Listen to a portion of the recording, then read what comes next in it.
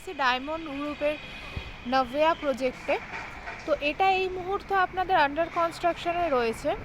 এটা হচ্ছে আপনাদের G+11 একটা বিল্ডিং, একটাই টাওয়ার, কিন্তু 3টে উইংস আপনাদের এখানে আছে।